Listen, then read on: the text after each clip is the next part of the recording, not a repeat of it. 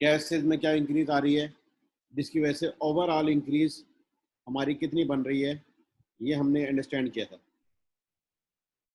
Credit sale जो कि 70% थी, उसके अंदर इंक्रीज था 5%, और जो कैश सेल थी वो 30% थी, उसके अंदर इंक्रीज था 10%। ओवरऑल इंक्रीज जो है बेटा वो 6.5% बनता है। तो लेबर की कॉस्ट के साथ हमने क्या ट्रीटमेंट किया कि ओवरऑल जो हमारी कॉस्ट है वो 4000 है। जब सेल्स इंक्रीज हो गई तो लेबर की कॉस्ट वेरिएबल होती है, ये भी इंक्रीज करेगी, ये इतनी हो गई। इस कॉस्ट में से 30% जो है वो लेबर की है, ये फिगर आ गई। और इसके ऊपर इन्फ्लेशन का इम्पैक्ट है 6%। तो हमारे पास लेबर की कॉस्ट इन 2018 वो हो जाएगी 1354.68। ठीक है बेटा, ये पॉइंट समझ आ गया। इसके बाद आते हैं हम वेरिएबल एफओएच की तरफ। फैक्ट्री ओवरहेड का हमें बताया गया है दैट आर 20%। फैक्ट्री ओवरहेड जो है वो 20% है, ओके। और साथ बताया गया है कि all operating expenses and 20% of factory overheads are fixed. इसका मतलब है कि वेरिएबल कितने होंगे, पहले हम निकालेंगे 20% और उसका 80% जो होंगे वो वेरिएबल होंगे। ठीक है बेटा, तो वेरिएबल एफओएच को देखते हैं। ये वेरिएबल एफओएच थे। वेरिएबल का मतलब वेरी करेंगे। जब इंक्रीज इन सेल्स आ गई है तो ये फिगर बन गई। एफओएच होते हैं 20%, हमने ये 20% लिए, ये टोटल एफओएच आ गए। इसका 80% जो है वो वेरिएबल है, तो ये फिगर आ गई। और इनके ऊपर इन्फ्लेशन है 5%। मटेरियल और लेबर की अलग से दी गई है, रॉ मटेरियल की और लेबर की, जबकि वेरिएबल एफओएच की है 5%। तो हमने इसके ऊपर 5% का इंक्रीज दिया, तो बेटा ये आ गई है वेरिएबल एफओएच की फिगर। कोई क्वेश्चन?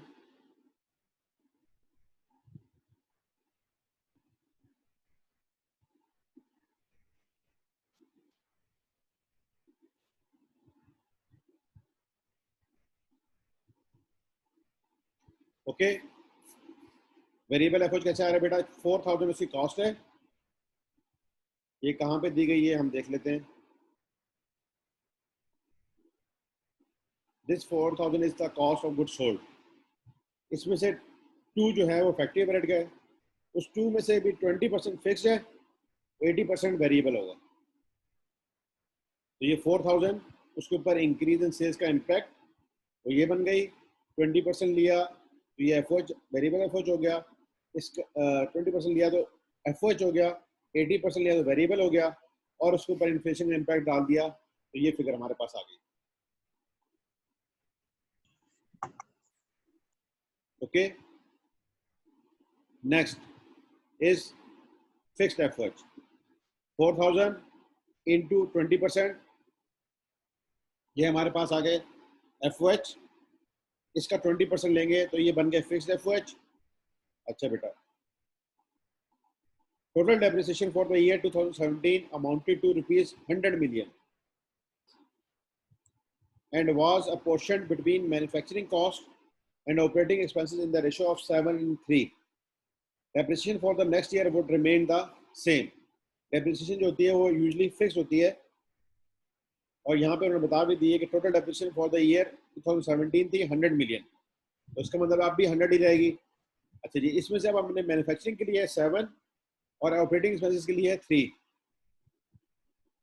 तो हम देखते हैं, ये हमारे पास आ गई थी टोटल एफओएच। इसमें से जो है ना 100 की डेप्रिसिएशन, उसका 70% ताल्लुक हमारे से है। ठीक है बेटा, 70% ताल्लुक हमारे से है। तो हमने 160 में से क्या किया, 70 माइनस कर दिया, बाकी कितना रह जाएगा 90। इसके ऊपर 5% इन्फ्लेशन आएगी, तो ये फिगर जो हमने पे करनी होगी फिक्स एफओएच की, दैट इज 94.5।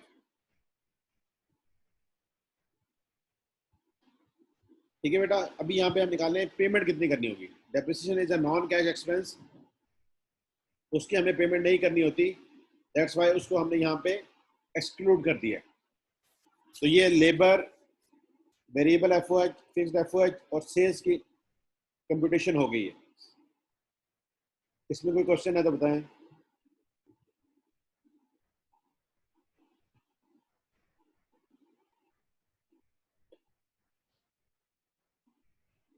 ठीक है बेटा, आगे चलते हैं।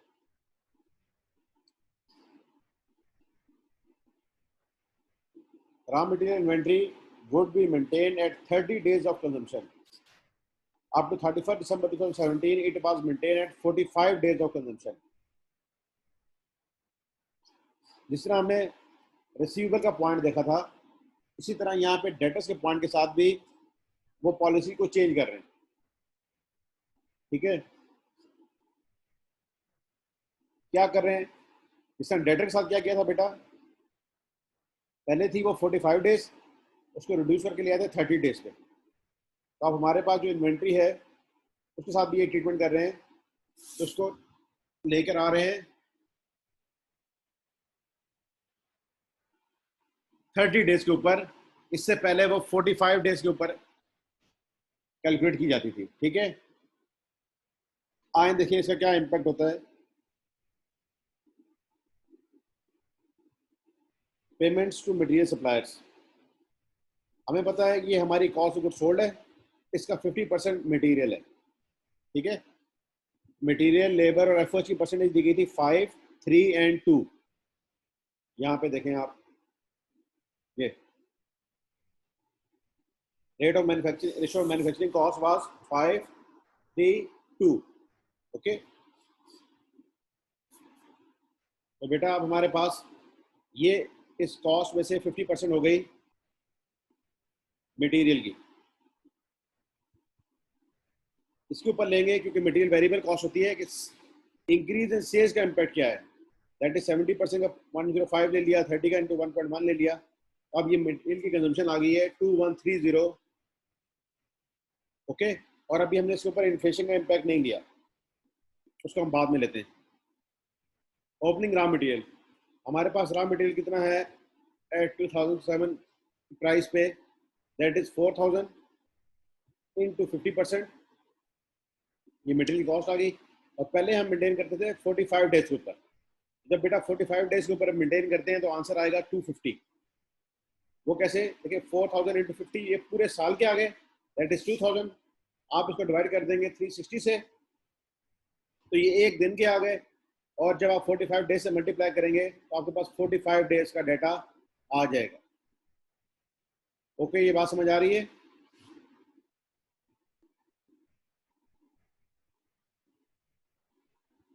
अच्छा जी, closing raw material at 2017 prices 2130, ये जो हमने निकाली, इसको हम डिवाइड कर देंगे 360 से, फिर ये पर डे आ जाएगी, मल्टीप्लाई बाय आपने कर दिया 30 डेज, तो ये हमारे पास आ गई 177.50। तो जो हमें परचेजेस करनी पड़ेंगी 2018 में, that is at 2017 prices, this is consumption plus closing minus opening, that is 2057.50, that would be purchases in 2018।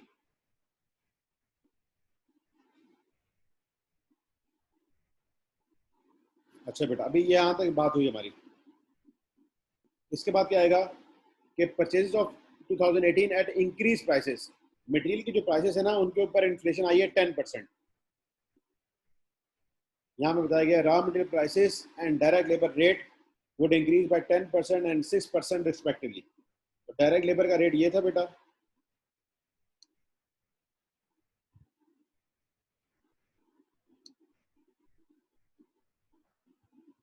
जब भी हमने डायरेक्ट लेबर में ना ये इन्फ्लेशन लगाई थी, देखें 6% लेबर के केस में, और अब मटेरियल के केस में हम लगाएंगे 10%।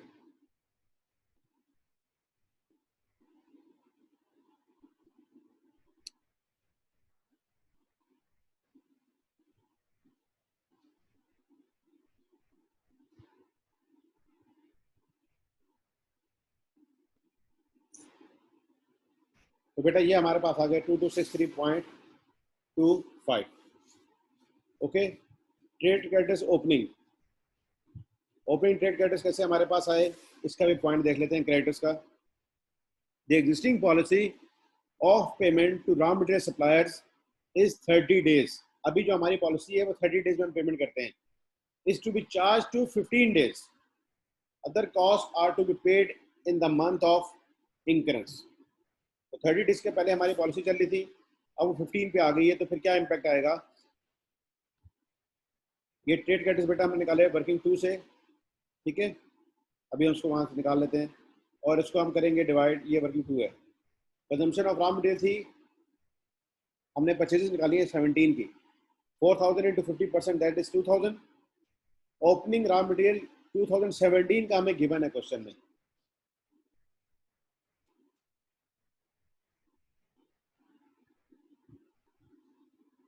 ये बेटा raw material inventory as of 1 January 2017, 18 की नहीं दी गई, हम ये क्वेश्चन 18 का कर रहे हैं, लेकिन इन्होंने ये इन्वेंट्री हमें दी है 1 जनवरी 17 की। तो ये हमें कहाँ यूजफुल हो रही है, ये भी देख लेते हैं यहाँ पे।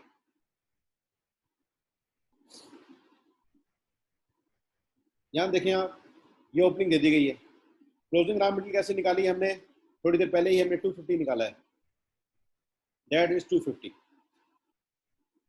ठीक है, क्योंकि ये पॉलिसी क्या हुई है, चेंज हो गई है ना। अब आगे है ये, जो हमारी पहली पॉलिसी थी वो 45 थी, अब हो गई है 30, तो 45 के हिसाब से इनका क्लोजिंग था रॉ मटेरियल का 2017 का क्लोजिंग, 18 का क्या बन गया, ओपनिंग। तो ये 18 का आ गया opening which is closing of 2017। जब हमने ये ट्रीटमेंट किया तो हमें पता लगा कि 2017 की जो हमारी परचेजेस थी ना वो थी 2098। ठीक है बच्चों, ये पॉइंट समझ आ रहा है कि नहीं।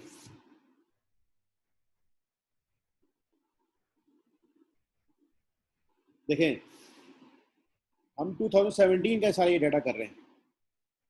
कंजम्पशन कितनी आएगी, 4000 कॉस्ट थी, उसका 50% लिया, that is 2000। Opening raw material question में गिवन है, क्लोजिंग रॉ मटेरियल हमने निकाला है 2017 का इन वर्किंग 1। दोबारा बता देता हूँ कैसे निकाला था।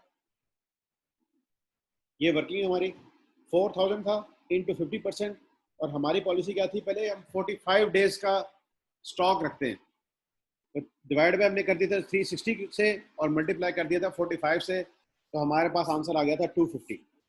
जब बेटा हमने ये किया तो हमें पता लग गया कि 2017 की हमारी परचेजेस क्या हैं, उनको ही हम यहाँ यूज़ कर रहे हैं trade creditors opening. Trade creditors के साथ हमारा ट्रीटमेंट ये चल रहा था कि हम उनको 30 डेज के बाद पेमेंट करते थे, तो हमने 2098 को डिवाइड कर दिया 360 से, मल्टीप्लाई कर दिया 30 से, तो ये ओपनिंग क्रेडिटर्स हमारे निकल आए।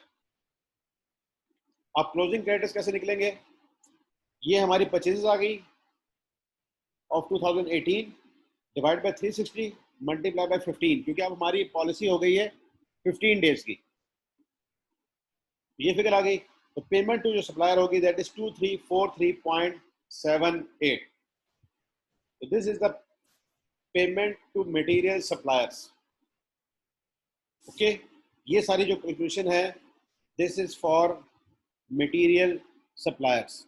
पहले हमने labour, variable overhead, fixed overheads को देख लिया, इंक्रीज इन सेल्स को देख लिया था, और ये मटेरियल की कैलकुलेशन हो रही है। कैसे कैलकुलेशन हो रही है बेटा, दोबारा इसको एक दफ़ा रिव्यू करा देता हूँ। हमने 2018 क्या क्वेश्चन कर रहे हैं, ठीक है, कहाँ पे बताया गया हमें, Sadiq limited is in the process of preparation of budget for the year ended 31 दिसंबर 2018। हमने ये बनाना है, ठीक है, और ये जो डाटा दिया गया है दिस इज ऑफ 2017 का, इसी से ही हम आगे लेके चल रहे हैं। ये 4000 की कॉस्ट है, ये 5 जो है हमारा रॉ मटेरियल है, 5 आउट ऑफ 10। हमने ये क्या किया, 4000 का 50% लिया, तो 2017 का डाटा था, इसमें ये इंक्रीज डाल दिया सेल्स के इम्पैक्ट का, हमारी इतनी परचेजेस होंगी। ओके बेटा, अच्छा जी, ओपनिंग रॉ मटेरियल हमारे पास किस तरह आएगा कि पिछला जो रॉ मटेरियल था, वो कॉस्ट ये थी, और हम उसको 45 डेज का मेंटेन करते थे। तो यहाँ से ये निकला क्लोजिंग रॉ मटेरियल 2017 का किस तरह आया कि प्राइसेस पे 2130 डिवाइड बाई 360 इंटू 30, ये हमारे पास आ गया। ठीक है, ये स्टॉक आ रहा है 30 डेज के ऊपर, ये स्टॉक आ रहा है 45, क्योंकि पहले हमारी 45 डेज की इन्वेंट्री होल्डिंग है, अब होगी ये 30 डेज की। ठीक है, तो जो क्लोजिंग था 17 का वो इस 4000 के ऊपर ही बनेगा, और 2018 का वो इस वाली प्राइस के ऊपर बनेगा, कंजम्पशन के ऊपर बनेगा, दैट इज 177.5। तो हमने जब इसको लेस किया, क्लोजिंग को ऐड किया, तो हमें पता लग गया कि 2018 में हमने परचेजेस करनी क्या है। और फिर बेटा उसके ऊपर इन्फ्लेशन आ चुकी है, दैट इज 10%, ये वैल्यू आ गई। फिर हमने निकाले trade creditors opening and trade creditors closing. ठीक है, क्लोजिंग को हम यहाँ से निकाल सकते हैं 2263 डिवाइड बाय 360 इंटू 15, ये हमारी इस दफ़ा की परचेजेस थी। लेकिन ये ओपनिंग निकालने के लिए हमें 2017 की परचेजेस चाहिए, वो यहाँ से हमारे पास आ रही है 4000 into 50%, this one opening given है। क्लोजिंग हमने निकाल लिया था अभी, जो कि 2018 का हमने क्या कर दिया था ओपनिंग 250, ये वाला।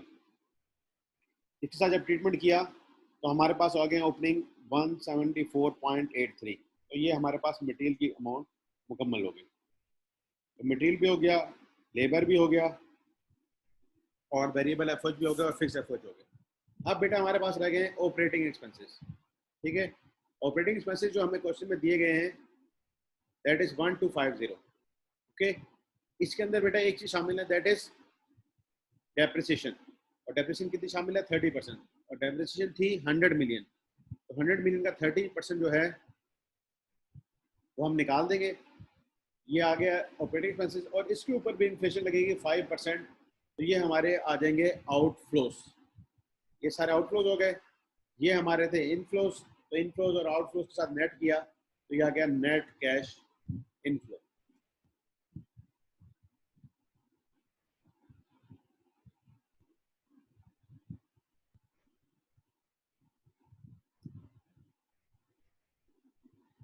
तो बेटा इसमें कोई पॉइंट समझने वाला है तो बताएं।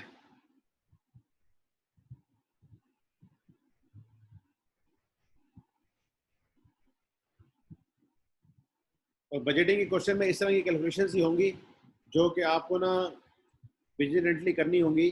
जिस तरह आपके सामने यहाँ मैंने ये लेबर की कैलकुलेशन करके बताई है, या वेरिएबल एफर्ट्स की कैलकुलेशन करके बताई है, सेम इसी तरीके से आप जब स्टेप बाय स्टेप कैलकुलेशन करते जाएंगे तो आपको आसानी होती जाएगी। ठीक है बच्चों, कोई पॉइंट समझ नहीं आ रहा तो बताएं।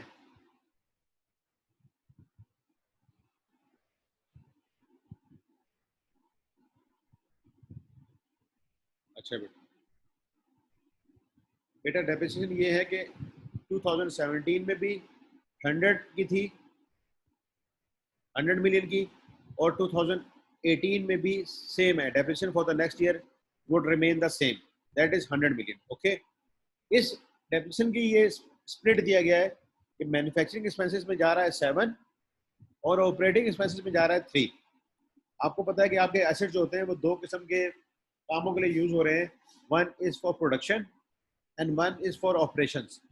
जैसे इसके अंदर ऑपरेशंस के लिए हमारे एडमिन की कोई व्हीकल हो सकती है, कोई मार्केटिंग की व्हीकल हो सकती है, या कंप्यूटर्स हो सकते हैं, तो उनको जो डेप्रिसिएशन चार्ज जा रहा है दैट इज 30%, और ऑपरेशंस में जा रहा है 70%।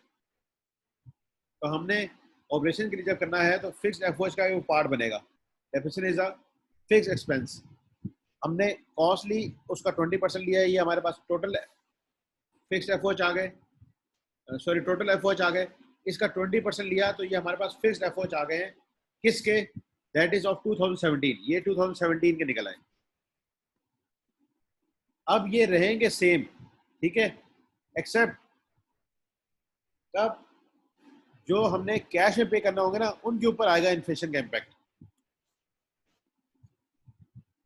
अच्छा जी, अब इसके अंदर शामिल है डेप्रिसिएशन। डेप्रिसिएशन थी 100 की, और उसके 70% वो रिलेट करती है मैन्युफैक्चरिंग से।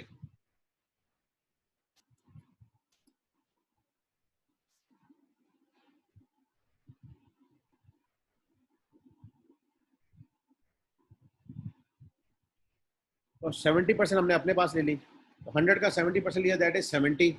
उस 160 में से हमने वो 70 लेस कर दिया, ये वो एक्सपेंसेस रह गए जो कि कैश में पे होते हैं।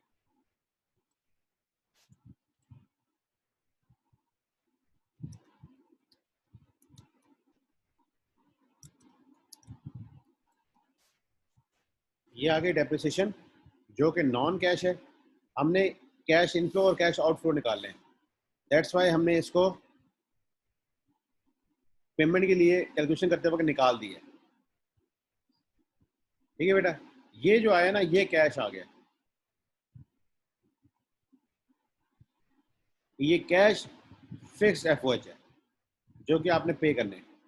These are cash fixed FOH expenses, okay, which will you will have to pay. Okay बेटा, अच्छा जी, फिर हमारे पास रह गए ये 90, इनके ऊपर हमने इन्फ्लेशन लगा दी 5%, तो दैट इज 94.5। ये वेरिएबल नहीं बन रहे बेटा, ये है फिक्स्ड ही, लेकिन ये वाला जो इम्पैक्ट आया ना, दिस इज ऑफ इन्फ्लेशन। जी बेटा आप बताएं।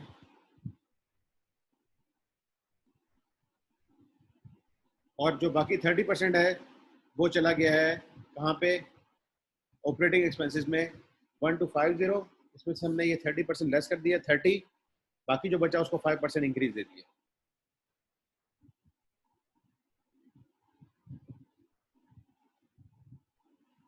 ओके बेटा, किसी और का कोई क्वेश्चन नहीं है तो हम आगे चलते हैं। अच्छा बेटा, अब हम पढ़ेंगे, ये तो हमने बजटिंग की, लेकिन ये बजटिंग की फिगर्स आती कैसे हैं। जैसे हमें क्वेश्चन में देखते हैं कि जी बता दिया जाता है कि सेल्स नेक्स्ट पीरियड की इतनी होंगी, या 10% इंक्रीज हो जाएगा, या 5% इंक्रीज हो जाएगा, एंड सो ऑन। जैसे अभी हमने इस क्वेश्चन में भी देखा कि बेटा के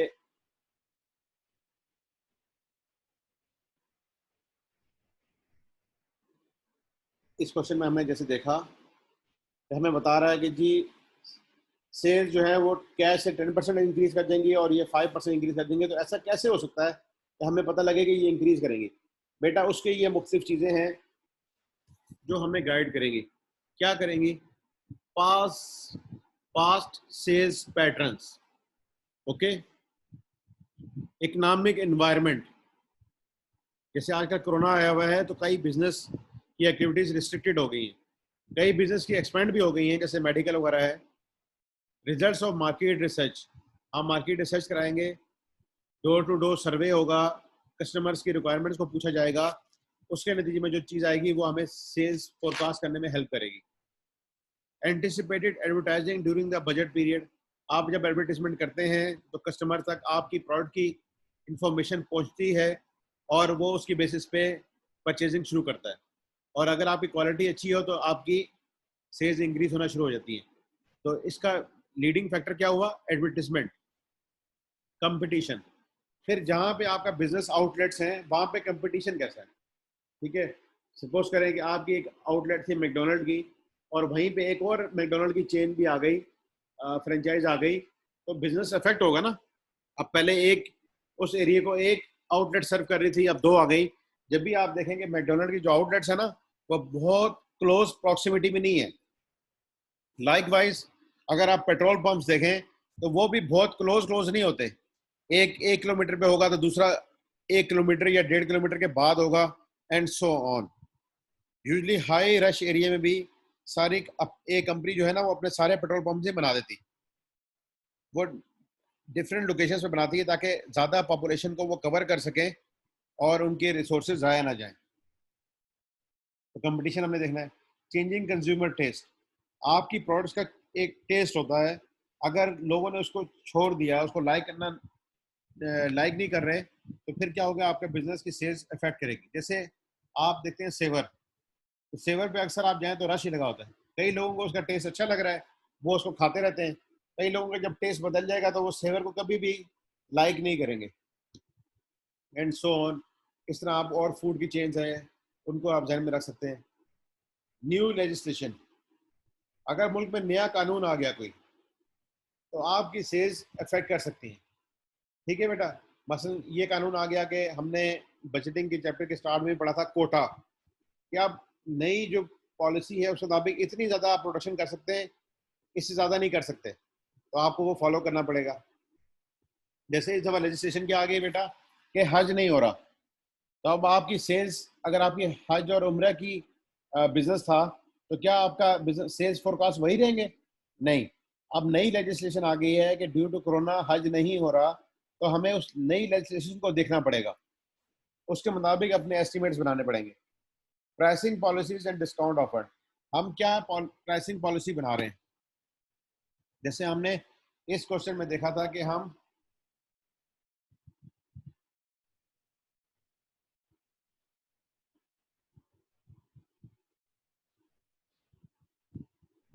सेल प्राइस को 5% रिड्यूस कर रहे थे, ठीक है। तो अगर प्राइस रिड्यूस की जाएगी तो फिर क्या इम्पैक्ट आएगा, वो यहाँ पे देखा जा रहा है, pricing policies and discount offer. तो आपने देखा था जब हमने प्राइसिंग पॉलिसी ऑफर की तो हमारी सेल्स कैश वाली भी और क्रेडिट सेल दोनों बढ़ रही है।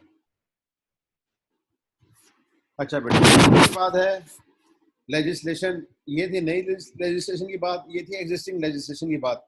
आपने जो भी मुल्क का कानून होता है ना उसको फॉलो करना होता है, क्योंकि जो बजटिंग जो बिजनेस की डेफिनेशन है ना वो क्या है, any legal activity.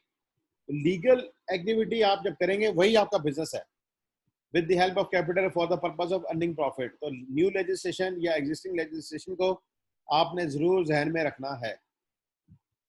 Environmental factors, बेटा आप कोई भी ऐसा बिजनेस नहीं कर सकते जिसका एनवायरनमेंट पे इफेक्ट हो, और अगर आप ऐसा बिजनेस कर रहे होंगे तो आप लॉन्ग रन में सरवाइव नहीं कर सकते। जैसे अगर आप एक्सपोर्ट्स का बिजनेस करते हैं फ्रॉम पाकिस्तान, तो जो यूरोपियन कंट्रीज हैं उन्होंने ISO सर्टिफिकेशन 14001, एक सर्टिफिकेशन है that is related to environmental costing. वो ये कहलाती है कि आपने अपनी प्रोडक्शन फैसिलिटीज के लिए और जो आपका वेस्ट बनता है ड्यू टू प्रोडक्शन, उसको प्रॉपर ट्रीटमेंट के लिए अपने पास प्लांट्स लगाए हुए, वो आपसे उसी वक्त ही इंपोर्ट करेंगे जब उनको ये तसल्ली होगी कि आपकी फैक्ट्री एक रेजिडेंशियल एरिया में नहीं है, उसकी जो बाय प्रोडक्ट है या वेस्ट है वो प्रॉपरली ट्रीट की जा रही है। ये नहीं कि वो नालों में फेंक दी गई है या दरियाओं में फेंक दी गई है या ज़मीन पे फेंक दी गई है। अगर ऐसी चीज़ें होती हैं तो वो आपसे इंपोर्ट नहीं करेंगे, तो आपके एक्सपोर्ट्स के जो ऑर्डर्स हैं ना वो ख़त्म होते जाएंगे। और अगर आपकी कंपनी डिपेंड ही एक्सपोर्ट्स पे कर रही है तो फिर क्या होगा बेटा, आपका बिजनेस बंद हो जाएगा। Distribution and quality of sales outlets and personal, आपका अपना प्रोडक्शन तो कर रहे हैं, लेकिन अगर आपने अपनी जो प्रोडक्ट्स हैं उसको कंट्री वाइड डिस्ट्रीब्यूट करना है तो आपके पास अपना डिस्ट्रीब्यूशन चैनल होना चाहिए। जैसे मैं इससे पहले एक फार्मास्यूटिकल कंपनी में काम कर चुका हूँ, तो वो फार्मास्यूटिकल कंपनी भी एक थी और साथ में उन्होंने अपना डिस्ट्रीब्यूशन चैनल भी अलग बनाया हुआ था। उस वक्त वो 42 सिटीज़ में काम कर रहे थे। लेकिन जब आप प्रोडक्शन करेंगे इधर इस्लामाबाद में बैठ के, तो आपने डॉक्टरों को अप्रोच किया, डॉक्टरों ने आपकी मेडिसिन लिखी, तो वो उस शहर में मेडिसिन अवेलेबल भी तो होनी चाहिए ना, तो आप हर शहर में अपना डिस्ट्रीब्यूशन नेटवर्क बनाएंगे। फिर क्वालिटी ऑफ सेल्स आउटलेट्स, आपकी जो आउटलेट्स हैं सेल्स के, उनकी क्वालिटी अच्छी होनी चाहिए। जैसे आप देखते होंगे कि ये जो हमारी इलेक्ट्रॉनिक्स प्रोडक्ट्स हैं इनके आउटलेट्स बहुत अच्छे बने होते हैं, ठीक है। या ARY गोल्ड जो है इसके आउटलेट्स हो गए। तो बेटा हमने अपने आउटलेट्स अच्छे बनाने हैं ताकि लोग वहाँ पे आएँ। ओके, अच्छा जी। इसके बाद वहाँ पे पर्सनल जो हो वो भी वेल मैनर्ड हो और वेल ड्रेस्ड हो और लोगों को वेलकम करें। इन सारी चीज़ों के ऊपर आपकी सेल्स डिपेंड करती है। इसकी एग्जांपल मैं दे सकता हूँ, जैसे आप सिंगर की जो प्रोडक्ट्स हैं, सिंगर की इसके रेफ्रिजरेटर भी हैं और सोइंग मशीन भी है एंड सो ऑन, उनके जो आउटलेट्स हैं वो अच्छी जगहों पे बने हुए, जैसे सदर पिंडी में, सदर में बना हुआ है, ठीक है। एक आध मेरे ख्याल से अपारा वगैरह में भी है। तो ये जो आउटलेट्स होते हैं ये वेल डेकोरेटेड और वेल मैनेड स्टाफ के साथ बने होते हैं, क्योंकि ये कंपनी का फेस रिप्रेजेंट कर रहे होते हैं टू द जनरल पब्लिक। तो बेटा ये कुछ फैक्टर्स हैं हमने जो सेल्स के मतलब देखे हैं। इसके अलावा भी और भी फैक्टर्स हैं जो कि हमारे यूज होते हैं। ओके, अच्छा बच्चों, फिर इसके अलावा जब हमने बजट बनाना है ना, जिस तरह अभी भी हमने देखा, तो हमारे पास दो किस्म के एक्सपेंसेस होते हैं, one is fixed and other is variable. तो हमें ये भी पता होना चाहिए कि हमारा कितना एक्सपेंस फिक्स्ड है और कितना वेरिएबल है। जैसे अभी हमने देखा है कि जी हमारा जो था एफ था, दैट वाज 20%। एफ वाज 20%, फिर उस एफ में से 20% जो है वो फिक्स्ड है। तो अब हमें ये कैसे पता लगता है? इसके लिए हमारे पास मुख्तलिफ टेक्निक्स अवेलेबल हैं। ये सारी टेक्निक्स आती हैं बेटा फोरकास्टिंग टेक्निक्स, ठीक है? तो आज हम इन्हीं को पढ़ रहे हैं। And first one of this is analysing fixed and variable cost using high and low method. हो सकता है ये आपने पहले पढ़ा हुआ हो। अगर आपने पहले पढ़ा हुआ है तो मैं इसको नहीं पढ़ाता, अगले मेथड की तरफ चला जाता हूँ। प्लीज बताएं आपने ये पढ़ा हुआ है कि नहीं?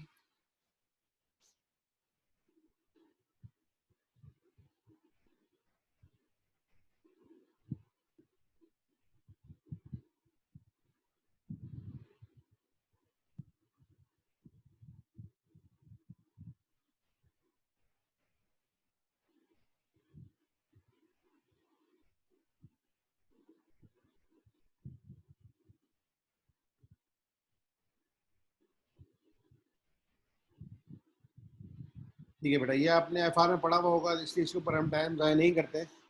हम आगे चलते हैं। हमारे पास और जो मेथड अवेलेबल है, that is called least square method. ठीक है? कौन सा मेथड है? Least square method. वो भी हो सकता है आपने पढ़ा हो। अगर वो भी पढ़ा हुआ है तो मैं उसको नहीं पढ़ाता हूँ और आगे चलता हूँ।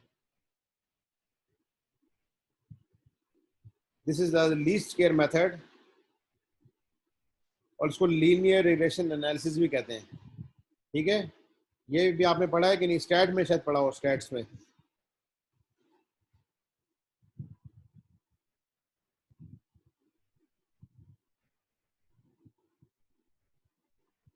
जी बेटा बताएं।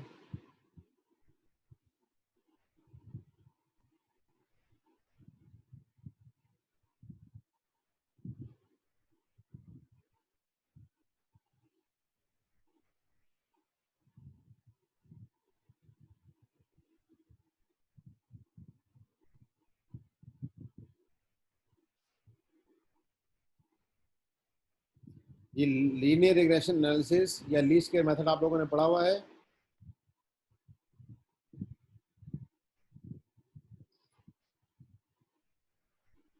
ठीक है बेटा। अच्छा, लीनियर रिग्रेशन एनालिसिस और high and low point method में क्या फर्क है, पहले हम ये बात करते हैं। बेटा high and low point method जो होता है ना, वो जस्ट टू एक्सट्रीम्स को देख रहा होता है कि हाईएस्ट कौन सी है एक्टिविटी और लोएस्ट एक्टिविटी कौन सी है। जबकि अभी हम जब लीस्ट स्क्वायर मेथड कर रहे हैं या लीनियर रिग्रेशन एनालिसिस कर रहे हैं, वो सारी एक्टिविटीज को कैटर करेगा। वो कैसे कैटर करेगा अभी हम देख लेते हैं। इसके लिए बच्चों एक इक्वेशन यूज की जाती है, that is the called line of best fit y is equal to a plus B X. y हम कहते हैं dependent variable, x is the independent variable, a is the fixed cost and b is the variable cost per unit of activity. Okay, तो इसकी example हम देते हैं कि total cost क्या होगी। ठीक है? x is the independent variable, जो एक्टिविटी हमारी रन होगी, और a is the fixed cost and b is the variable cost. अब इसकी एग्जांपल एक देखते हैं। बेटा ये एग्जांपल है vehicle maintenance cost and vehicle running hours. आपके ख्याल में maintenance cost is dependent on vehicle running hours? ऐसा ही होगा ना बेटा, क्योंकि मेंटेनेंस कॉस्ट जितनी गाड़ी हमारी चलेगी उसी के ऊपर डिपेंडेंट होगी। तो what is dependent variable and what is independent variable? तो हमें यहाँ इस फार्मूले में देखना होता है कि who is our dependent variable and who is our independent variable. तो डिपेंडेंट वेरिएबल हो जाएगा मेंटेनेंस कॉस्ट और इंडिपेंडेंट वेरिएबल हो जाएगा vehicle hours, vehicle running hours. This is our X and this is our Y. Okay, तो बेटा हमें ये कुछ कॉलम्स बनाने पड़ते हैं। एक हो गया x, एक हो गया y, ठीक है। y इज अ डिपेंडेंट, और y हमेशा जो होती है ना वो कॉस्ट होती है, तो वो व्हीकल मेंटेनेंस कॉस्ट जो है that is our y which is dependent on vehicle running hours, okay. इसके लिए हमारे पास एक फार्मूला अवेलेबल है जिसकी मदद से हम वेरिएबल कॉस्ट निकालते हैं, that is called B. B is a variable cost, और बेटा ये फार्मूला एक अवेलेबल है स्टैट का, इसको फॉलो करते हुए हम निकालेंगे बी की वैल्यू। इसके अंदर हमें जो मालूम करना है that is sum of X Y, तो हम एक्स को वाई से मल्टीप्लाई करेंगे तो हमारे पास एक्स वाई आ जाएगा, और इस फार्मूले के अंदर हमें चाहिए एक्स का स्केयर। एक्स का स्केयर हम इंडिविजुअल का स्केयर लेते जाएंगे, और ये हमारे पास 4 कॉलम बन जाएंगे, ठीक है बेटा। अच्छा जी, अब फिर बी की में हम ये सारे वैल्यूज को सम पुट अप करेंगे। एन कहते हैं नंबर ऑफ वैल्यूज, 1 2 3 4 5 एंड 6, तो एन आ गया 6। इसके सामने लिखना है सम ऑफ एक्स वाई का सम आ रहा है 229.54, माइनस कर देंगे इसमें से क्या, sum of x and sum of y. Sum of x है बेटा 15.2 और सम ऑफ वाई है 90, ये हमने माइनस कर दिया। इस सारे को डिवाइड कर देंगे, divide by N, N again है 6। सम ऑफ एक्स के क्या आ गया बेटा आपके पास 39.10, माइनस सम ऑफ एक्स का whole square. Sum of x है हमारे पास 15.2, इसका ले लेंगे होल स्क्वायर। जब बेटा जाके इसको सॉल्व किया, उसका आंसर आ रहा है 2.60। तो 2.60 is the variable cost per machine hour, that is a variable cost per machine hour. यहाँ से बात समझ आई बच्चों?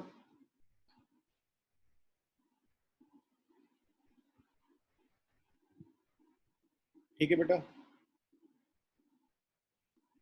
तो हमने जो डाटा हमारे पास दिया गया था व्हीकल मेंटेनेंस कॉस्ट और व्हीकल रनिंग आवर्स, इसमें से आइडेंटिफाई करना है which is dependent variable and which is independent variable.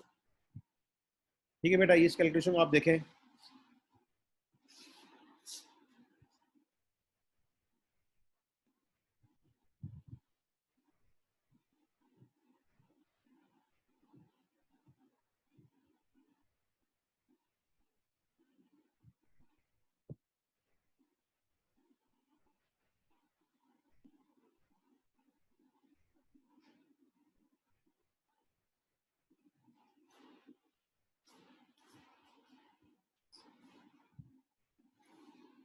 तो ये कैलकुलेशन करके हमने मालूम कर लिया बी, ठीक है।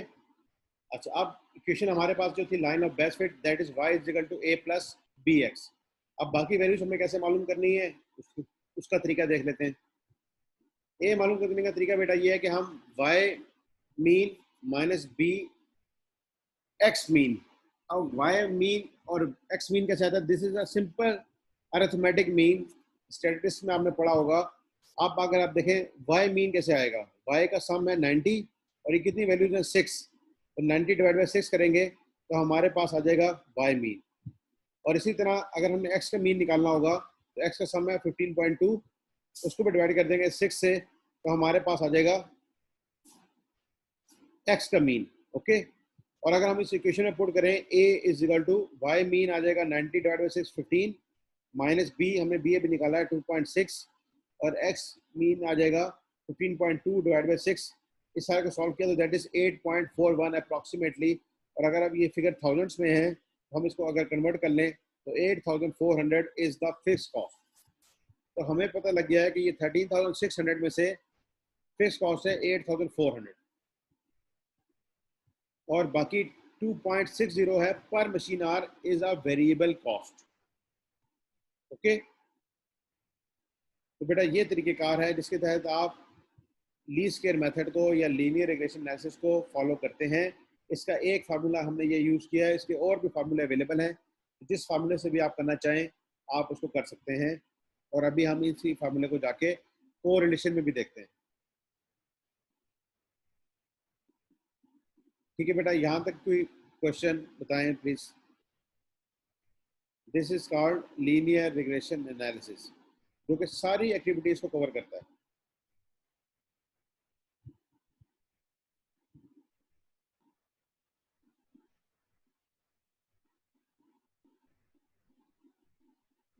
अब जब हमें ये पता लग जाता है बेटा कि फिक्स कितना है और वेरिएबल कितना है, तो अगर हमने फ्यूचर पीरियड्स का कोई डाटा मालूम करना हो, कोई कॉस्ट मालूम करनी हो, वो हम कर सकते हैं। देखो ये डाटा कहाँ तक गया था, जून तक। आपने जुलाई, अगस्त, सितंबर कोई मालूम करना है, तो आप ये देखोगे कि हमारी वहाँ पे रनिंग आवर्स कितने होंगे। से हम जैसे अभी कह रहे हैं कि जुलाई में स्कूल खुल जाएंगे, ठीक है। जब जुलाई में स्कूल खुलेंगे तो क्या होगा, हमारी एक्टिविटीज बढ़ जाएंगी, तो हमारे रनिंग आवर्स बढ़ जाएंगे। जब रनिंग आवर्स बढ़ेंगे तो हमारी कॉस्ट क्या आएगी। से हम कहते हैं जी हमारे रनिंग आवर्स बढ़ के चले गए हैं 4000 पे। तो बच्चा बेटा जरा बताओ 4000 पे व्हीकल मेंटेनेंस कॉस्ट क्या आ रही होगी आपके ख्याल में। 4000 अगर व्हीकल रनिंग आवर्स हो तो हमारी व्हीकल मेंटेनेंस कॉस्ट क्या आएगी।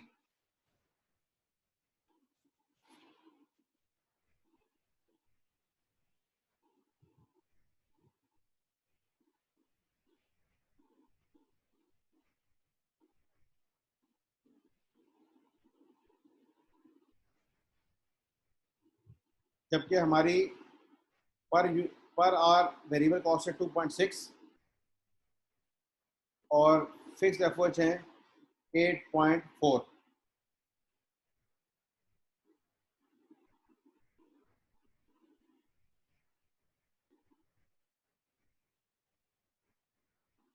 8400।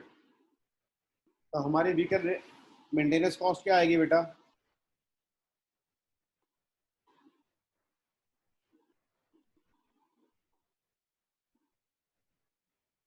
क्वेश्चन समझ आ रहा है आपको।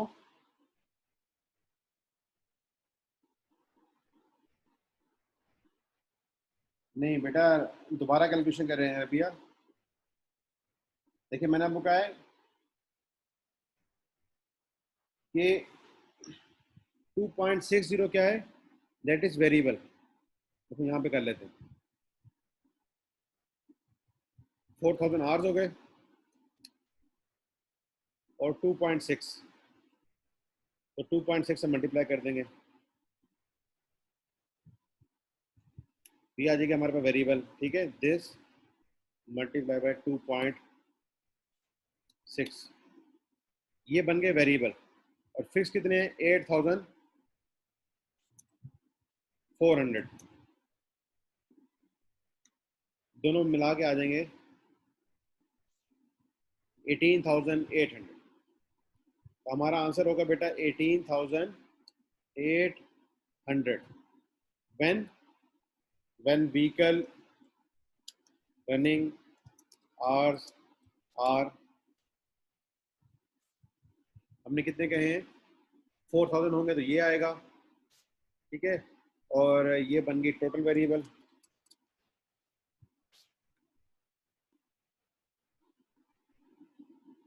ठीक है बेटा, मैं समझ गया। तो हमें ये थाउजेंड्स वगैरह का ध्यान रखना है, ठीक है।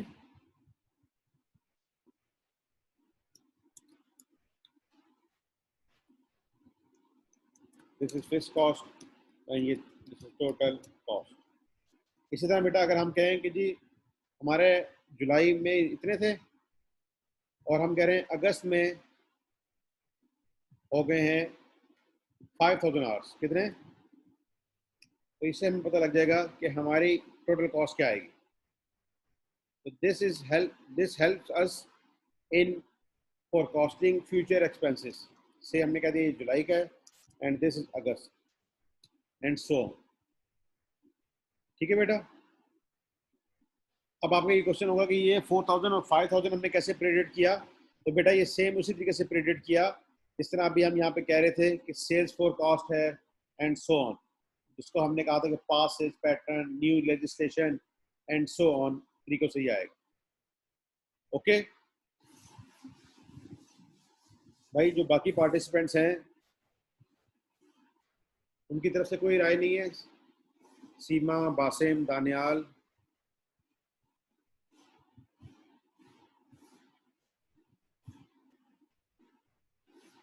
आप लोग सुन रहे हो या सो गए हो।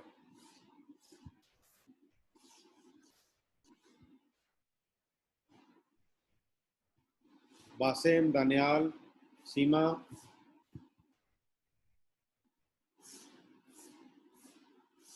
जी बेटा ये बात समझ आई है यहाँ तक बताएं, वरना फिर आगे चलने का फायदा क्या है।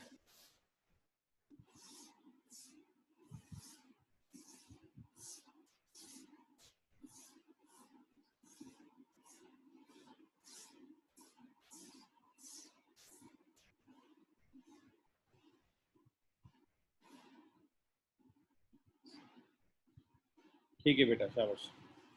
तो this is linear regression analysis, जिसमें सबसे पहला काम क्या है कि आपने देखना है कि विच is dependent variable and which is independent variable. जैसे आप बेटा, मैं आपसे पूछता हूँ सेल्स और एडवर्टाइजिंग में डिपेंडेंट वेरिएबल बताएं और इंडिपेंडेंट। सेल्स एंड एडवर्टीजमेंट दो चीजें मैं आपको बता रहा हूँ, इसमें से बताएं which is dependent and which is independent.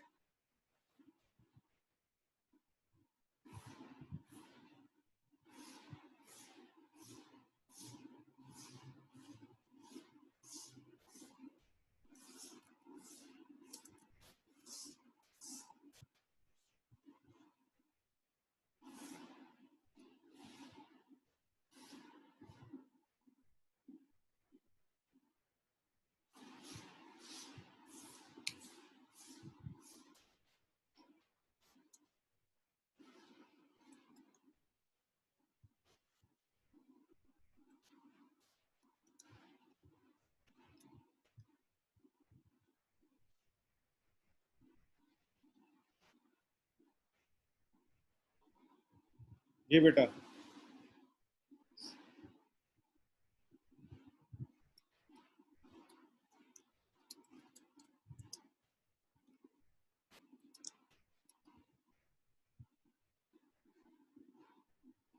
Which is y and which is x.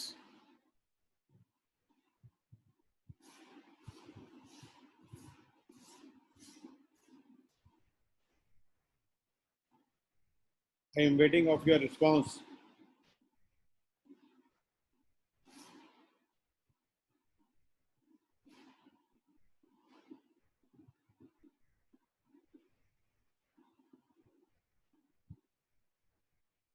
Basim, Daniyal, Rabia, Seema, आपने ये आइडेंटिफाई करना होता है which is variable and which is. जी दानियाल, बिल्कुल सही आपने बताया, एग्जैक्टली यही है। अब आप जरा बताएं एक्स और वाई कौन कौन से होंगे। सेल्स इज वाई और सेल्स इज एक्स।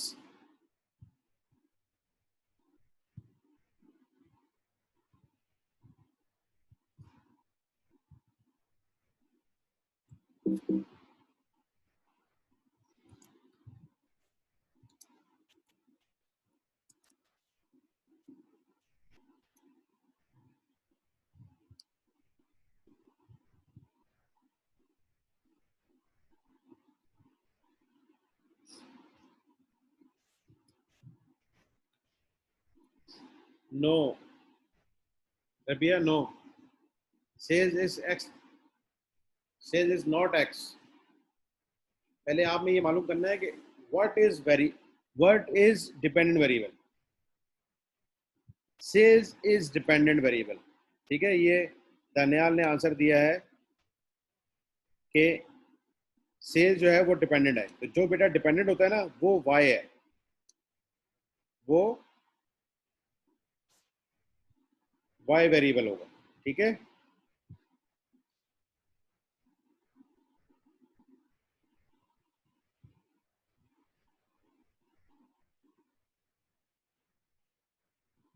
नो बेटा, वाई जो यूज होता है ना, देखो मैं आपको बता देता हूँ। देखिए यहाँ क्या लिखा हुआ है, Y is a dependent variable. Y depend करता है, तो सेल्स डिपेंड करेगी किसके ऊपर, एडवर्टीजमेंट के ऊपर। तो advertisement is independent variable and sale is a dependent variable. ठीक है दनियाल, ओके। ठीक है बेटा, तो ये हमने पढ़ लिया लीस्ट स्क्वायर मेथड। आगे चलते हैं। मुख्तलिफ मेथड्स हमारे पास अवेलेबल हैं। एक है high and low point method, और एक आ गया linear regression. High and low सबको कराने की जरूरत तो नहीं है ना।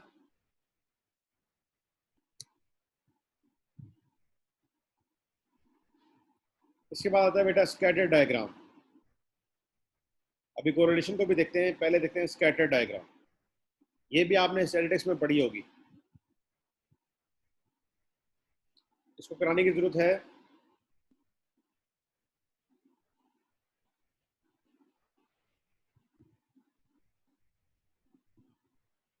जी बेटा बताएं।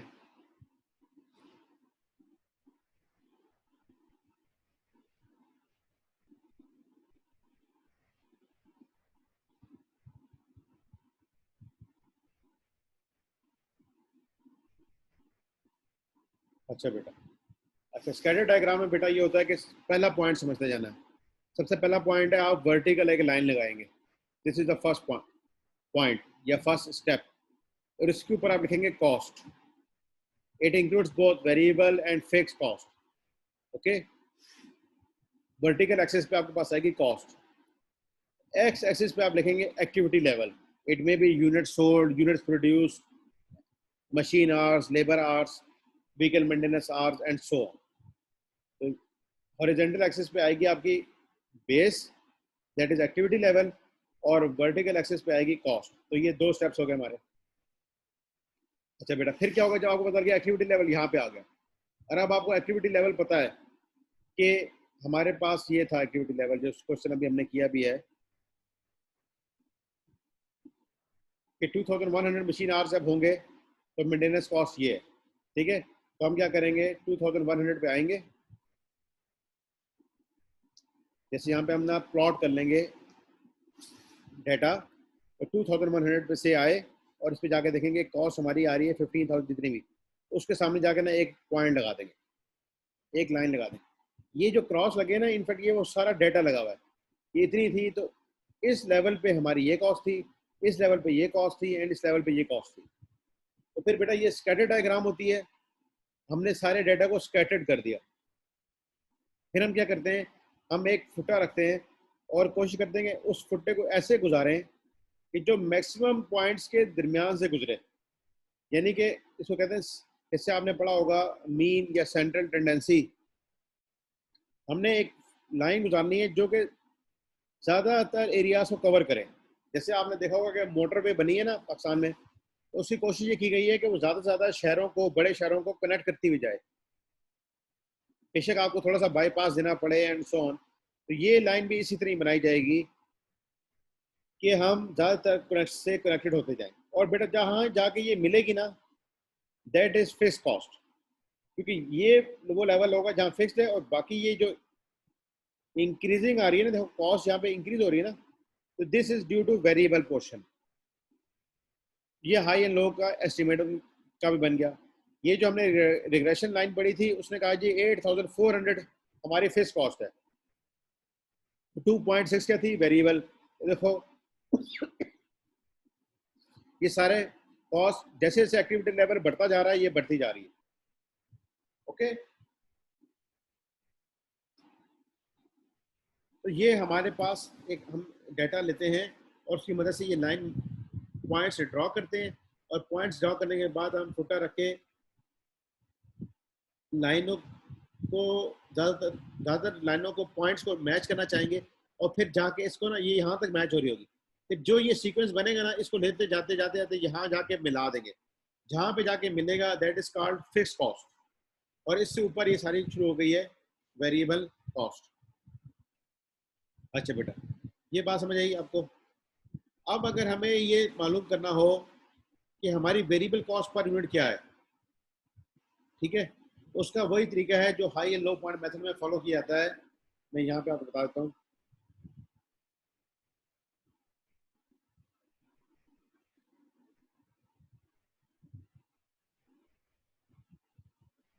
जैसे देखें कि 2300 पे आ रही है कॉस्ट 29,600, और 1500 पे आ रही है 28,000।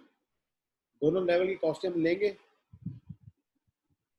हम वेरिएबल कॉस्ट जब पर यूनिट निकालनी होती है, तो change in cost, the highest cost and the lowest cost. मैं यहाँ पे थोड़ा सा मिनिमाइज करता हूँ ताकि आपको पता लगे। देखिए 2300 पे कितनी कॉस्ट है, 29,600, और 1500 पे कॉस्ट है 28,000। दोनों का डिफरेंस लिया, ये कॉस्ट थी 2300 यूनिट्स पे और ये थे 1500 यूनिट्स, दोनों का डिफरेंस लिया, दैट इज 800। तो वेरिएबल कॉस्ट आ रही है 2। तो हमने इस स्कैटर डायग्राम की मदद से भी ये मालूम करना होता है कि फिक्स कॉस्ट किस लेवल पे आ रही है, और कॉस्ट में जो इंक्रीज आ रहा है उसका वेरिएबल कंपोनेंट क्या है। ठीक है बेटा, थोड़ा सा ये स्कैटर डायग्राम का आपको आइडिया हुआ होगा। इसकी एक आध इलस्ट्रेशन में आपको किसी और बुक से जो ज़्यादा मीनिंगफुल आपको पिक्चर दे रही हो, वो भी मैं आपको इंशाल्लाह नेक्स्ट लेक्चर में करा दूँ। इसके बाद आते हैं हम कोरिलेशन। कोरिलेशन हम देखते हैं कि जो दोनों वेरिएबल्स हैं, इनके दरमियान रिलेशनशिप कैसा है। Either it is a positive either it is a negative, either it is uncorrelated, either it is partly correlated, either it is perfectly correlated. तो ये मुख्तलिफ चीजें इसके अंदर चलती हैं बेटा, ठीक है। इसके एग्जांपल आपको दिखाता हूँ। This is the degree of correlation, degree of correlation, this is the perfect correlation, कि जब x बढ़ रहा है तो y भी बढ़ रहा है, ये देखें आप। This is the negative correlation, ठीक है। ये भी परफेक्ट ही है कि जैसे जैसे x बढ़ रहा है, y क्या होता जा रहा है, कम होता जा रहा है। This both are called perfect, यानी एक का इंक्रीज है तो दूसरे का भी इंक्रीज है, और अगर एक का इंक्रीज है, ठीक है, दूसरे का भी डिक्रीज है।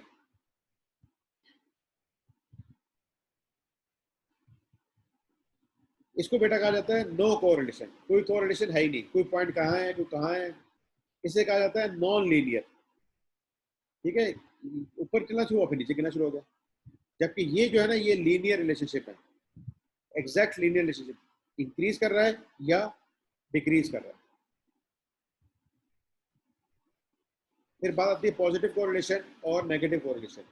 कोरिलेशन का बच्चों जो आंसर होता है ना, हमेशा वो -1 से लेके +1 तक होता है, -1 से लेके +1, और इसके अंदर 0 भी आ सकता है। और 0 का मतलब होता है कि कोई कोरिलेशन नहीं है, ठीक है। जैसे इसको अगर हम यहाँ पे समझना चाहें,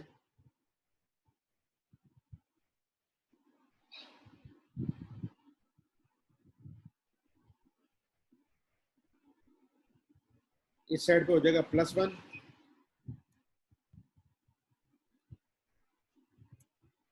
और इस साइड पे हो जाएगा -1, और यहाँ पे बेटा होगा दरमियान में 0। यहाँ पे क्या आएगा, 0,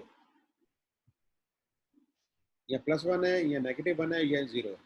तो आपकी जो रेंज है ना, वो -1 से लेके +1 तक होती है, ठीक है बेटा। आज इतना ही, इंशाल्लाह कल कोरिलेशन से आगे हम चलेंगे। अस्सलाम वालेकुम व रहमतुल्लाहि व बरकातुहू।